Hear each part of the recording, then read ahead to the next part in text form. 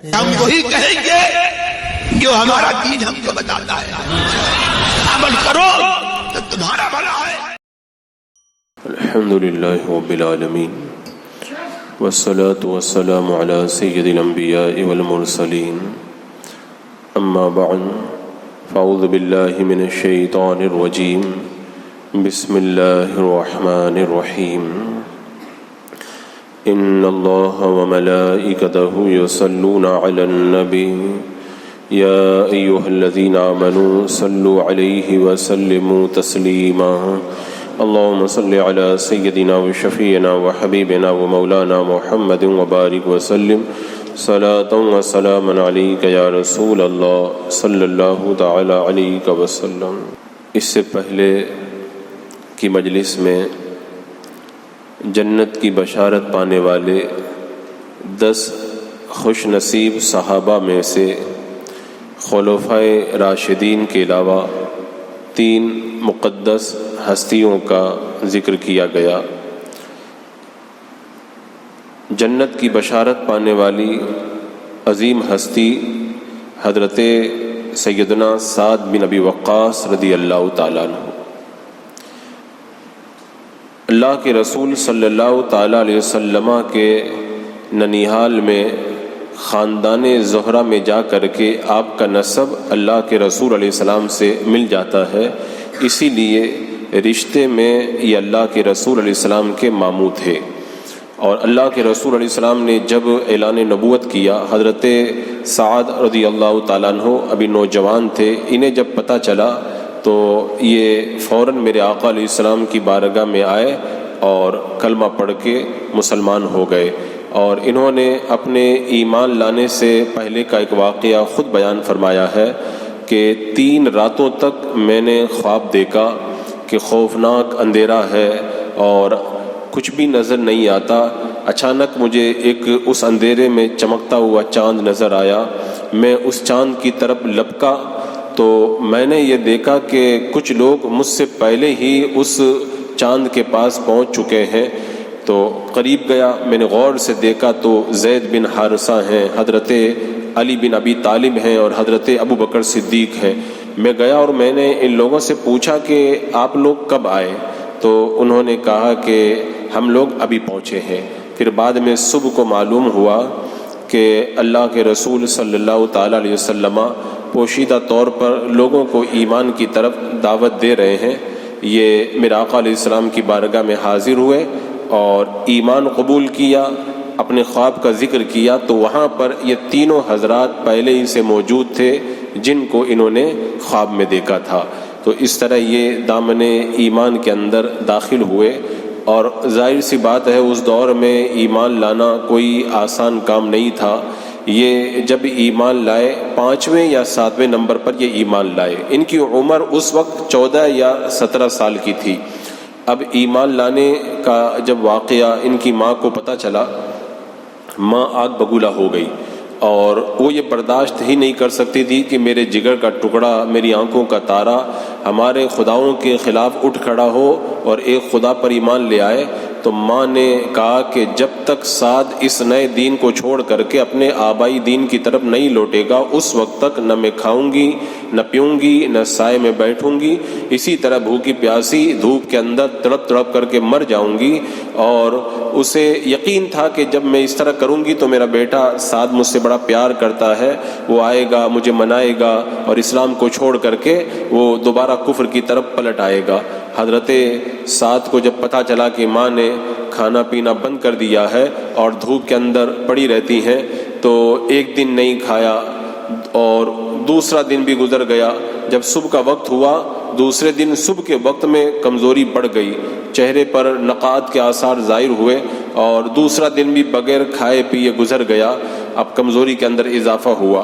حضرت سعد رضی اللہ تعالیٰ عنہ گئے اور جا کر کے اپنی ماں کی ضد دیکھ کر کے وہ ایمانی جملہ کا جس سے آپ کے ایمان کا لیول پتہ چلتا ہے، حضرت سعد بن ابی وقاص نے کہا ماں تم جانتی ہو کہ اگر تمہاری 100 جانیں بھی ہوں اور ایک ایک کر کے ساری جانیں نکل جائیں تب بھی تمہارا بیٹا سعد دین مصطفیٰ کو نہیں چھوڑے گا، اب تمہاری مرضی ہے، چاہو تو کھاؤ اور چاہو تو مت کھاؤ۔ حضرت سعد کی ماں نے جب دیکھا کہ میرا بیٹا اس قدر پختہ ارادے اور یقین کے ساتھ میں ایمان لایا ہے، اب دوبارہ کبھی کفر کی طرف نہیں پلٹے گا، تو ماں نے ہتھیار ڈال دیے اور پھر کھانا پینا شروع کر دیا۔ تو یہ مکہ المکرمہ کے اندر ظالموں کے ظلم کو برداشت کرتے رہے، اور وہ مشکل گھڑی جب مکہ کے کافروں نے مسلمانوں کا بائیکاٹ کیا تھا اور شعب ابی طالب کے اندر مسلمان بند ہو گئے تھے، اس رات کا ایک واقعہ حضرت سعد خود بیان کرتے ہیں، میں بہت بھوکا تھا، کھانے کے لیے کچھ بھی نہیں تھا، بائیکاٹ چل رہا تھا مسلمانوں کا۔ بولے میرے پاؤں کے نیچے رات میں ایک سوکھا چمڑا آیا، میں نے پانی میں اس کو بھگایا اور بھگو کر کے میں نے اس کو نرم کیا، آگ پر بھونا اور پھر پانی کے ذریعے اسے اپنے حلق کے نیچے اتار لیا تاکہ میری پیٹ کی آگ کچھ بجھ جائے اور بھوک کم ہو جائے۔ اور اللہ تبارک و تعالیٰ نے آپ کو وہ جذبہ دیا تھا کہ ابتدائی اسلام میں جب نماز پڑھنے پر بھی پابندی تھی، صحابہ کرام چھپ چھپ کر کے نماز پڑھتے تھے، تو ایک ویران گھاٹی میں صحابہ کرام نماز پڑھ رہے تھے، تبھی کافروں کو پتہ چل گیا، انہوں نے جا کر کے مسلمانوں پہ حملہ کیا۔ حضرت سعد بن ابی وقاص رضی اللہ تعالیٰ عنہ جوش میں آئے اور اونٹ کی شانے کی ایک ہڈی اٹھا کر کے ایک مشرک کا سر پھوڑ دیا، باقی مشرک خود بخود وہاں سے رائے فرار اختیار کرنے پر مجبور ہو گئے۔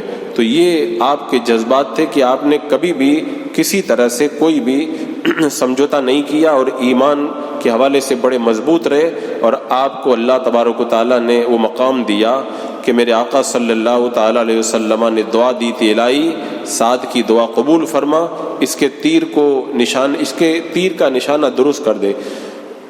یعنی انہوں نے جب دعا کی درخواست کی تھی میرے آقا علیہ السلام کی بارگاہ میں کہ یا رسول اللہ آپ دعا فرما دیں کہ میں مستجاب الدعوات ہو جاؤں، یعنی جو بھی میں دعا کروں اللہ تعالیٰ میری دعا قبول فرما لے، تو حضرت سعد سے میرے آقا نے فرمایا تھا سعد حلال رزق حاصل کرو، تمہاری دعائیں قبول ہوا کریں گی۔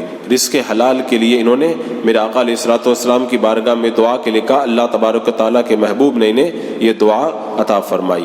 یہ وہ مقدس ہستی ہے جس نے اسلام کی راہ میں سب سے پہلا تیر چلایا ہے، یعنی بدر کے میدان میں جب کفر اور اسلام کا معرکہ چھڑ گیا، جو کل رمضان المبارک کی 17 تاریخ کو واقعہ پیش آیا تھا، تو اس میں سب سے پہلا تیر چلانے والی ذات حضرت سعد بن ابی وقاص رضی اللہ تعالیٰ عنہ کی ہے۔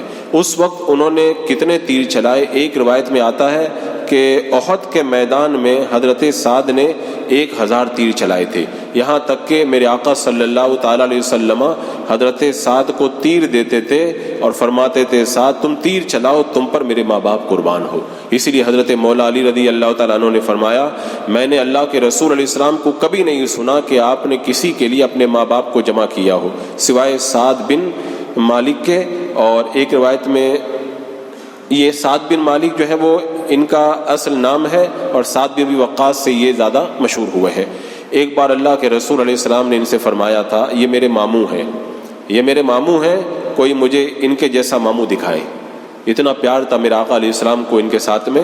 اور حجۃ الوداع کے موقع پر جب یہ گئے تھے اللہ کے رسول علیہ السلام کے ساتھ مکہ میں، سخت بیمار ہو گئے، زندگی کی امید نہیں رہی، میرے آقا علیہ السلام ان کی عیادت کے لیے جب تشریف لائے تو آنکھوں میں آنسو آ گئے، عرض کی یا رسول اللہ آخری آرام گاہ کے لیے مدینے کی تمنا تھی لیکن موت تو مکے میں آ رہی ہے۔ اللہ کے رسول علیہ السلام نے فرمایا کہ تم غم نہ کرو، تسلی دی میرے آقا علیہ السلام نے، اور اس کے بعد میں کہا کہ اللہ تو سعد کو شفا عطا فرما دے۔ حضرت سعد نے شفا پائی، اور ساتھ میں میرے آقا علیہ السلام نے یہ بشارت بھی دی کہ اے سعد تم اس وقت تک نہیں مرو گے جب تک تم سے ایک قوم کو نقصان اور دوسری قوم کو نفع نہ پہنچ جائے، اور ویسا ہی ہوا۔ حضرت سعد کو مسلمانوں کو حضرت سعد سے جو نفع پہنچا وہ تو پہنچا ہی، کفار پر کتنا آپ غلبہ پائے اور کس قدر آپ نے عظیم فتوحات کی وہ تاریخ میں آج بھی موجود ہیں۔ اسلام کی راہ میں سب سے پہلا تیر آپ نے چلایا، اور سب سے پہلے دشمن اسلام کو جہنم میں آپ نے پہنچایا، ایران کو آپ نے فتح کیا، اور کوفہ شہر جو آباد ہے یہ شہر بھی آپ ہی کا بسایا ہوا ہے، اور کوفہ کے حاکم سب سے پہلے آپ ہی ہوئے تھے، اور آپ کی فتوحات کا دائرہ بڑا وسیع ہے۔ ایک روایت میں یہ ہے کہ ایرانیوں نے عراقی مقبوضات پر جب قبضہ کے لیے رستم کی قیادت میں بڑا لشکر تیار کیا، رستم کے ساتھ میں 3 لاکھ ایرانی مقابلے کے لیے آئے، تو حضرت عمر رضی اللہ تعالیٰ عنہ نے 30,000 مجاہدین کو حضرت سعد بن ابی وقاص کی سربراہی کے اندر روانہ کیا۔ اسلامی لشکر قادسیہ کے مقام پر پہنچا جو عراق کی سرزمین پر ہے۔ اب 3 دن تک جنگ ہوتی رہی۔ اب ظاہر سی بات ہے ایک طرف 30,000 اور دوسری طرف 3 لاکھ کا لشکر، لیکن کہتے ہیں کہ جب بندہ حق کے اوپر ڈٹ جائے تو اللہ تعالیٰ غیب سے اس کی مدد کا سامان پیدا کرتا ہے۔ آخر کار ایرانیوں کو شکست ہوئی، وہ بھاگے اور مسلمانوں کو اللہ نے فتح نصیب فرمائی۔ اب اس کے بعد میں جب قادسیہ جب فتح ہو گیا، حضرت سعد نے بابل کو بھی فتح کیا۔ اب ایک علاقہ بچ گیا تھا، اس کی راجدھانی مدائن، لیکن مسئلہ یہ تھا کہ مدائن جانے کا جو راستہ تھا وہ ایک ہی راستہ تھا، وہ تھا دریا، اور دریا پار کرنے کے لیے ضرورت تھی پل کی۔ ایرانیوں نے جب دیکھا کہ اب مسلمانوں کا لشکر مدائن کی طرف بڑھ رہا ہے تو انہوں نے جتنے بھی پل تھے دریا کے سارے پل توڑ دیے، لیکن مسلمانوں کا جذبہ آپ دیکھیں، سلام کریں ان کے جذبے کو۔ حضرت سعد رضی اللہ تعالیٰ عنہ جب مدائن کے دریا کے کنارے پہنچے اور دیکھا کہ اس کے علاوہ کوئی اب راستہ مدائن پہنچنے کا باقی نہیں بچ گیا ہے، آپ کا جذبہ ایمانی جو ہے وہ پرجوش ہوا، اور آپ نے پھر اس کے بعد میں اعلان کر دیا کہ چلو سب کے سب دریا کے اندر اپنے گھوڑوں کو ڈال دو۔ تاریخ حیران تھی کہ کیا ایسا بھی کوئی دنیا میں انسان ہے کہ اپنے لشکر کو لے کر کے دریا میں کود جائے جس کے اندر بچنے کی کوئی امید بھی نہ رہے، لیکن جذبہ ایمان جب صادق ہو تو اس طرح کی اللہ تعالیٰ مدد فرماتا ہے۔ حضرت سعد نے جب دریا میں گھوڑے ڈالے تو پورا کا پورا لشکر گھوڑے سب جو ہے نا وہ دریا میں اتر پڑے، اور ایسے دریا کو پار کر گئے جیسے زمین کے اوپر چل رہے ہیں۔ تاریخ بھی فڑفڑا اٹھی اس وقت کہ یہ کیسے انسان ہے، اور جب مدائن کے لوگوں نے دیکھا نا کہ دریا پہ اپنے گھوڑوں کو چلا کر کے مسلمان ہمارے اوپر آ رہے ہیں، یہ حیرت انگیز منظر دیکھ کر کے ایرانی بول اٹھے دیواں آمد دیواں آمن، یعنی بھوت آ گئے بھاگو بھاگو، اور پھر پورا شہر خالی کر کے وہ لوگ چلے گئے۔ ایرانی فوج نے مدائن خالی کیا، شاہ ایران بھی بھاگ گیا، شاہی خزانہ مسلمانوں کے قبضے میں آیا۔ اب حضرت سعد بن ابی وقاص کی تمنا تھی آگے جاؤں، جلولہ، تکریت اور دیگر علاقوں کو فتح کروں۔ حضرت عمر نے منع فرما دیا، بولے مسلمانوں کی جان مجھے زیادہ پیاری ہے، حکومت کرنا میرا مقصد نہیں ہے۔ حضرت سعد بن ابی وقاص جب تک سپہ سالار رہے آپ نے بے شمار فتوحات فرمائی، اور اللہ کے رسول علیہ السلام کی دعا کی یہ برکت تھی۔ میرے آقا علیہ السلام نے دعا دی تھی نا کہ اللہ سعد کو مستجاب الدعوات بنا دے، تو لوگ ڈھونڈا کرتے تھے کہ سعد کہاں پہ ہے، سعد کو تلاش کرتے تھے اور تلاش کر کے ان سے دعا کرواتے تھے، اور جس کے لیے یہ دعا کر دیتے تو اللہ تبارک و تعالیٰ اس کو شفا عطا فرما دیتا۔ آخری عمر میں جب یہ نابینا ہو گئے، لوگوں نے کہا آپ تو جس کے لیے دعا کرتے ہیں اس کو اللہ تعالیٰ دعا اس کی قبول فرما لیتا ہے، اپنے لیے آپ دعا کیوں نہیں کرتے؟ تو بڑا پیارا جواب دیا، بولے اللہ تعالیٰ کی قضا مجھے بینائی سے زیادہ محبوب ہے، اللہ تعالیٰ جو چاہے کرے، اپنے لیے تو اس کا حکم اپنی آنکھ سی بینائی سے بھی زیادہ عزیز ہے، یعنی جو رب کی مرضی ہے وہی میری بھی مرضی ہے۔ اللہ مجھے ایسے ہی دیکھنا چاہتا ہے تو پھر میں ایسے ہی رہنا پسند کرتا ہوں۔ اور یہ مرد مجاہد ساری زندگی عشق کا پیغام عام کرتے رہے، اور بالآخر مدینہ منورہ سے 10 میل کے فاصلے پر وادی عقیق میں آپ نے ایک مکان بنایا تھا، وہیں پر رہتے تھے۔ 70 سال سے زیادہ عمر پائی، اور پھر وہیں پر آپ کا وصال ہوا۔ آپ کا جنازہ اٹھا کر کے مدینہ منورہ میں لایا گیا، جنت البقیع میں آپ کو سپرد خاک کیا گیا۔ آپ نے وفات سے پہلے یہ وصیت کی تھی کہ میرے کفن میں میرے اون کا وہ پرانا جھبہ ضرور رکھنا جس کو پہن کر میں نے جنگ بدر میں کفار کے ساتھ میں جہاد کیا تھا۔ چنانچہ آپ کو کفن کے اندر وہ کپڑا بھی پہنایا گیا جو آپ جنگ بدر کے اندر پہن کر کے شامل ہوئے تھے۔ تو یہ 8ویں جنتی صحابی تھے جن کو میرے آقا علیہ السلام نے دنیا ہی میں جنت کی بشارت عطا فرمائی۔ اس کے بعد میں 9ویں جنتی صحابی حضرت سعید بن زید رضی اللہ تعالیٰ عنہ، یہ وہ سعید ہیں جن کے بارے میں میرے آقا نے فرمایا تھا کہ سعید الفطرت باپ کا، سعید الفطرت بیٹا، یہ اس کا باپ بھی نیک بخت ہے، یہ بیٹا بھی نیک بخت ہے۔ یہ حضرت عمر رضی اللہ تعالیٰ عنہ کے بہنوئی ہیں، اور حضرت عمر کی بہن حضرت فاطمہ کے شوہر ہیں یہ، اور یہ بہت شروع میں ایمان لے، حضرت عمر فاروق رضی اللہ تعالیٰ عنہ سے پہلے ایمان لے آئے تھے۔ حضرت عمر ان کے گھر پہ ایمان لائے تھے، اور اس سے پہلے آپ لوگوں نے یہ واقعہ کتنی مرتبہ سنا کہ حضرت عمر جب اللہ کے رسول علیہ السلام کو معاذ اللہ قتل کرنے کے ارادے سے نکلے، پتہ چلا کہ ان کی بہن ایمان لے آئی ہے، تو بہن کے گھر پہ گئے تو یہ بہن کا گھر وہی انہی کا گھر تھا، حضرت سعید بن زید کا گھر، یہی ان کے بہنوئی تھے، اور پھر اپنی بہن کے گھر پر حضرت سعید بن زید کے گھر ہی پر حضرت عمر فاروق رضی اللہ تعالیٰ عنہ ایمان لائے تھے۔ تو یہ حضرت عمر کے ایمان لانے کا جو سبب ہے وہ حضرت سعید بن زید ہی بنے تھے۔ روایتوں میں یہ آتا ہے کہ حضرت سعید بن زید کے جو والد تھے حضرت زید، یہ موحد تھے، یعنی پکے خدا کے ماننے والے تھے، بتوں کی پوجا کبھی بھی نہیں کرتے تھے، بتوں کی مذمت کرتے تھے۔ اعلان نبوت سے پہلے اللہ کے رسول علیہ السلام سے ملتے بھی تھے، لیکن اعلان نبوت سے پہلے ہی ان کا وصال ہو گیا۔ یہ بڑی تمنا کیا کرتے تھے کہ نبی آخر الزمان تشریف لائیں تو میں ان پر ایمان لاؤں۔ یہ وہ مقدس ہستی ہے کہ واقعہ فیل، جو ہاتھی والوں پر جو عذاب آیا تھا نا، جو مکہ مکرمہ پر حملہ کرنے آ رہے تھے، تو یہ واقعہ انہوں نے دیکھا تھا۔ حق کی تلاش میں شام گئے، عراق گئے، کہا کرتے تھے اللہ گواہ رے تیرے نبی حضرت ابراہیم علیہ السلام کے دین پر میں ہوں، اور دعا کرتے تھے اللہ اگر تو نے مجھے اس بلائی سے محروم رکھا ہے تو میرے بیٹے کو محروم مت رکھنا۔ اور عامر بن ربیعہ سے انہوں نے کہا تھا کہ جب نبی آخر الزمان آئے تو انہیں میرا سلام کہہ دینا۔ تو جب اللہ کے رسول علیہ السلام نے اعلان نبوت کیا تو عامر بن ربیعہ ایمان لائے، تو حضرت زید کا سلام میرے آقا کی بارگاہ میں پہنچایا، تو آپ نے جواب میں ارشاد فرمایا کہ میں نے زید کو جنت میں دیکھا ہے، میں نے زید کو جنت میں دیکھا ہے۔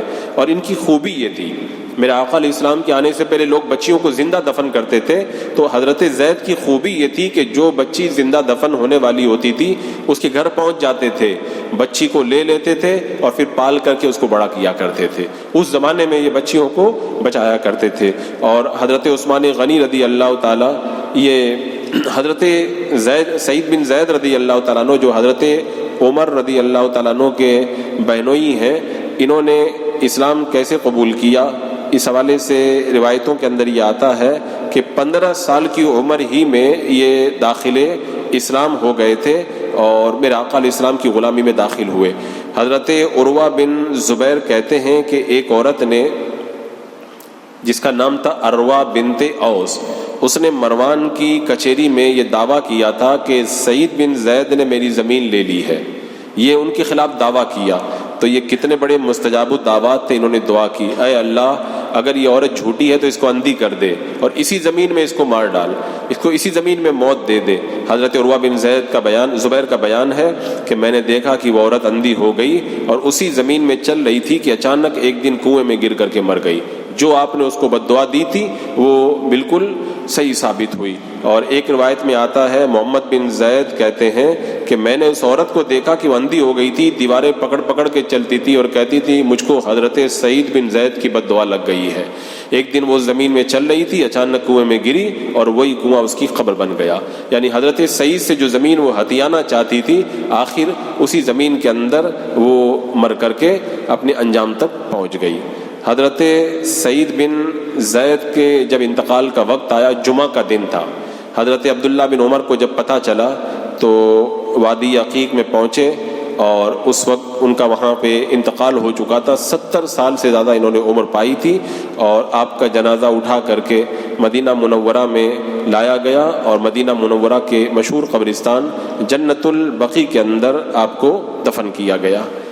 آخری جنتی صحابی حضرت عبیدہ بن جراح رضی اللہ تعالیٰ عنہ، جن کے بارے میں میرے آقا نے فرمایا تھا ہر امت کا ایک امین ہوتا ہے، اس امت کا امین ابو عبیدہ بن جراح ہے۔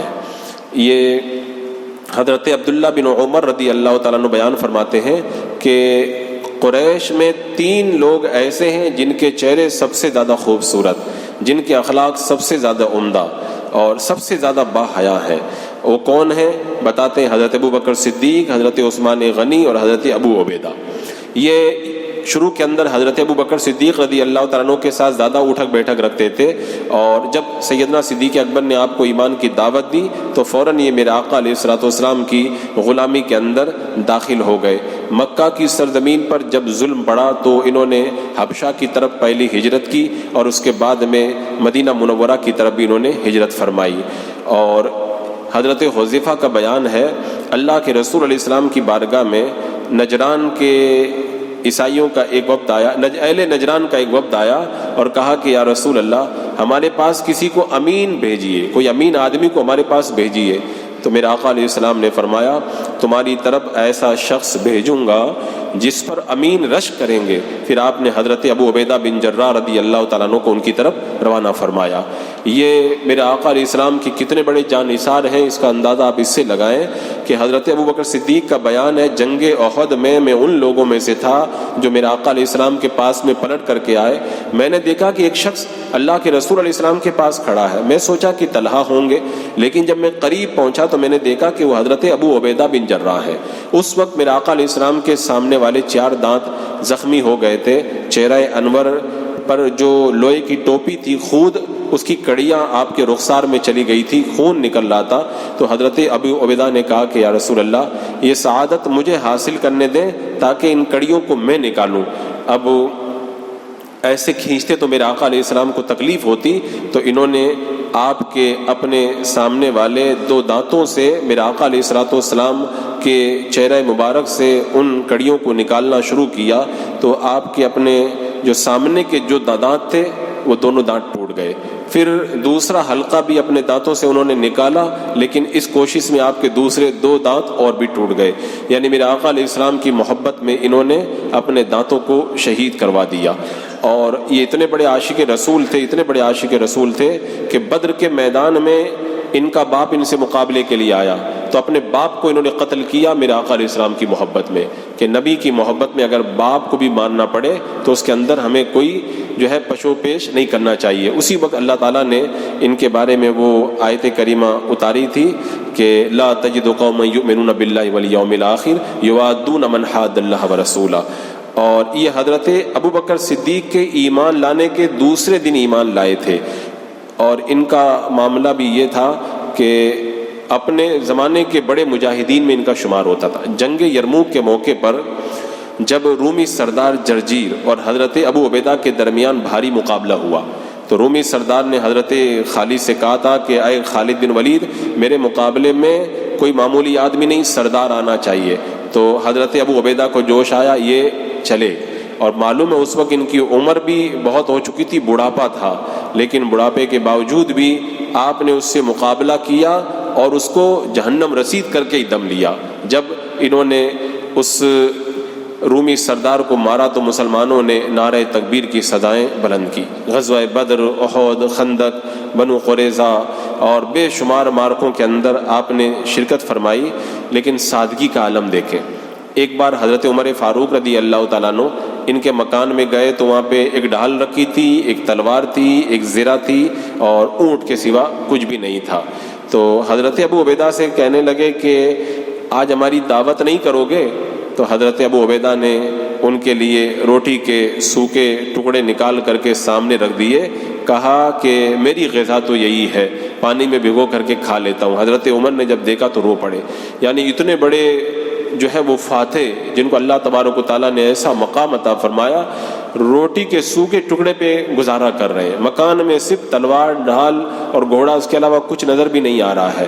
یہ اتنی کفایت شعاری کے ساتھ میں اپنی زندگی کے ایام گزار رہے ہیں۔ اور حضرت عمر فاروق نے ایک بار کہا تھا کہ اے لوگوں تمہاری تمنا کیا ہے؟ کسی نے کہا میرے پاس اتنا پیسہ ہوتا تو میں صدقہ کر دیتا، کسی نے کہا کہ اتنا مال ہوتا تو میں خیرات کر دیتا۔ حضرت عمر رضی اللہ تعالیٰ عنہ نے کہا سنو، میری تمنا یہ ہے کہ میرے پاس ابو عبیدہ جیسے مردوں سے بھرا ہوا ایک کمرہ ہوتا، ابو عبیدہ جیسے لوگ مجھے مل جاتے تو میری اس سے بڑی اور کوئی تمنا نہیں۔ ایک بار حضرت عمر فاروق رضی اللہ تعالیٰ عنہ نے 400 سونے کے سکے ان کی بارگاہ میں بھیجے اور غلام سے کہا کہ چھپ کر کے دیکھنا کہ وہ کیا کرتے ہیں۔ اب اتنا بڑا خزانہ اگر کسی کو مل جائے تو وہ خوشی سے پھول جائے گا۔ جب حضرت عمر کا یہ تحفہ حضرت ابو عبیدہ کے پاس پہنچا تو انہوں نے اپنے خادم کو بلایا کہ 5 وہاں پہ دے کے آ جاؤ، 10 وہاں پہ دے کے آ جاؤ، 20، یعنی پورا کا پورا جو مال انہوں نے بھیجا تھا سب اسی وقت بیٹھے بیٹھے غریبوں کے اندر تقسیم فرما دیا۔ اس قدر اللہ تبارک و تعالیٰ نے آپ کو کفایت شعاری کا جذبہ عطا فرمایا تھا، اور آپ کی شہادت بھی بڑی عجیب شہادت تھی۔ یعنی جب شام کے اندر طاعون پھیلا تو طاعون کی بیماری میں تو لوگ بھاگنے کی کوشش کرتے ہیں، لیکن آپ نے دعا کی کہ اللہ مجھے بھی اس بیماری سے حصہ عطا فرما دے۔ اب یہ طاعون کے اندر آپ بھی مبتلا ہوئے۔ حضرت معاذ بن جبل سے کہا کہ نماز پڑھایا کرو، آپ کو کچھ وصیتیں کی، اور اس کے بعد میں بیت المقدس کی طرف نماز پڑھنے کے لیے جا رہے تھے۔ سن ہجری 81 کا یہ واقعہ ہے۔ تو جب آپ نماز کے لیے نکلے تو اسی وقت آپ کو اللہ تبارک و تعالیٰ نے شہادت کا رتبہ عطا فرمایا، اور سن ہجری 81 کے اندر آپ کا وصال ہوا۔ حضرت معاذ بن جبل رضی اللہ تعالیٰ عنہ نے آپ کے جنازے کی نماز پڑھائی۔ 58 سال کی اس وقت عمر تھی۔ تو حضرات مکرم، یہ 10 مقدس ہستیاں ہیں جن کا میں نے مختصر سا ذکر کیا، جن کو میرے آقا علیہ السلام نے دنیا میں جنت کی بشارت عطا فرمائی تھی۔ آخر کے اندر جو قابل غور بات ہے وہ یہ ہے کہ یہ وہ ہستیاں جن کو جنت کی بشارت مل گئی، تو کیا جنت کی بشارت ملنے کے بعد میں ان لوگوں نے پھر نیک کام کرنا کم کر دیا تھا کہ ہم لوگ تو جنتی بن گئے؟ اگر آپ تاریخ پڑھیں گے تو آپ کو پتہ چلے گا کہ جنت کی بشارت ملنے سے پہلے یہ لوگ جتنے نیک تھے، بشارت ملنے کے بعد میں اس سے بھی زیادہ یہ لوگ نیک بن گئے تھے۔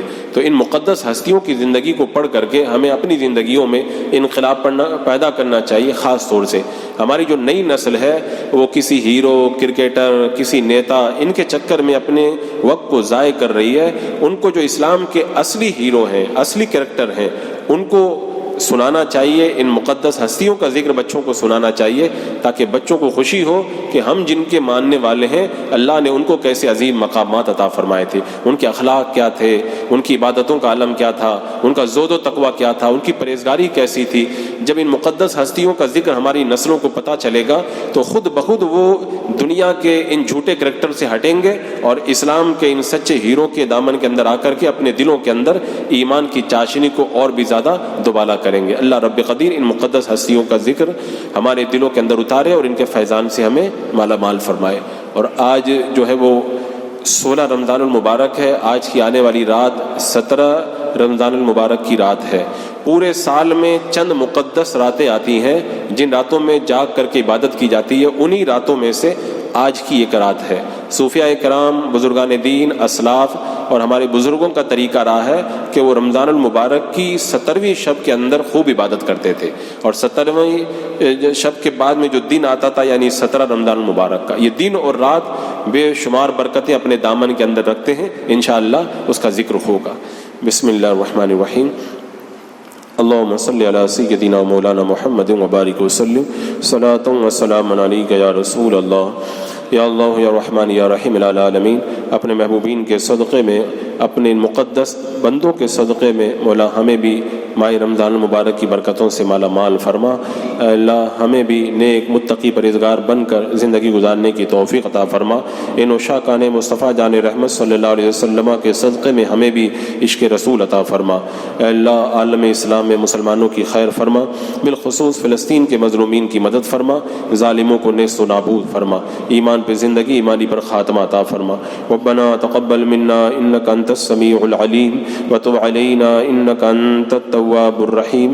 ان الله وملائكته يصلون على النبي يا ايها الذين امنوا صلوا عليه وسلموا تسليما۔